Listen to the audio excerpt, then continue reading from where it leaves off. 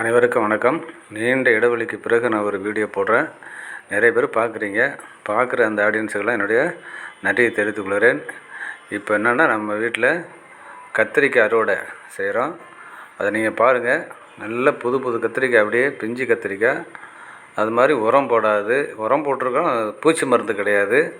அதுக்கப்புறம் நமக்கு காய் நல்ல பூச்சி இல்லாமல் காய் நம்ம வீட்டுக்கு தேவையான அளவுக்கு 2 செடியில் எவ்வளோ காய் பறிச்சிருக்கிறோம். எங்களுக்கு ரொம்ப சந்தோஷமாக இருக்குது பார்க்குறதுக்கு. கடையில் போய் நம்ம பூச்சி கத்திரிக்காய், மருந்தடிச்ச கத்திரிக்காய் வாங்கிட்டு வருவோம்.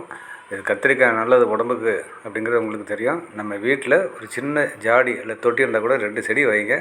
நம்ம வீட்டுக்கு தேவையான அத்தனை கத்திரிக்காயும் நமக்கு கிடச்சிடும். நாம் சந்தோஷமாக நிம்மதியாக சாப்பிட்லாம், பயம் இல்லாமல் சாப்பிட்லாம்.